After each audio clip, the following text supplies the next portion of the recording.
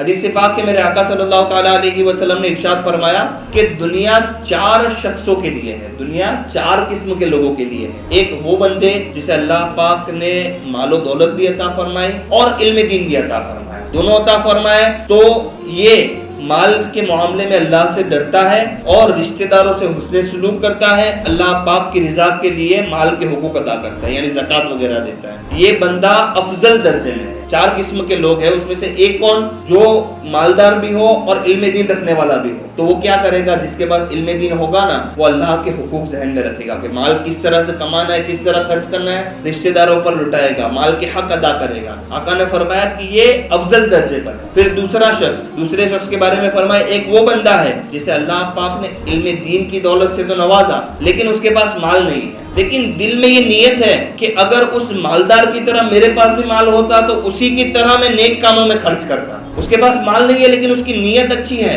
آقا صلی اللہ علیہ وسلم فرماتے ہیں کہ یہ شخص اور وہ مالدار جو عالم ہے دونوں برابر درجے پر ہیں، کہ اس کی نیت تو یہی ہے نا کہ اگر میرے پاس بھی ہوتا تو میں خرچ کرتا۔ یہ 2 قسم کے لوگ۔ تیسرا بیان کیا، ایک وہ بندہ ہے جسے اللہ پاک نے مال دیا مگر علم نہیں دیا، جس کے پاس مال تو ہے لیکن علم دین نہیں ہے، بس وہ اپنے مال کو بغیر علم کے خلط ملط کر دیتا ہے، یعنی حرام کی جگہ پر خرچ کر دیتا ہے یا حرام سے کماتا ہے، بندہ خلط ملط کر دیتا ہے۔ تو یہ شخص یہ نہ مال کے معاملے میں اللہ سے ڈرتا ہے، نہ رشتہ داروں کے حق ادا کرتا ہے، نہ مال کا حق ادا کرتا ہے، تو یہ خبیث ترین درجے میں۔ یہ تیسری کیٹیگری، جس کے پاس مال تو ہے لیکن علم دین نہیں ہے۔ پھر چوتھے شخص کے بارے میں فرمایا کہ جس کے پاس نہ مال ہے نہ علم دین ہے، یعنی اس کے پاس مال بھی نہیں ہے، علم دین بھی نہیں ہے، لیکن اس کی ایک خواہش ہے کہ اگر میرے پاس مال ہوتا تو میں اس شخص کی طرح خرچ کرتا جس کے پاس مال ہے لیکن علم دین نہیں ہے، میں بھی اس مالدار کی طرح خرچ کرتا، یعنی میں بھی اللہ کی نافرمانی میں پیسہ لگاتا، تو یہ بھی اس شخص کے ساتھ گناہ میں برابر ہے۔ تو یہ 4 قسم کے لوگ ہیں۔ اللہ ہمیں پہلا یا دوسرا بنائے، تیسرا اور چوتھا اللہ ہمیں ہرگز نہ بنائے، یہ ہمیں دعا کرنی چاہیے۔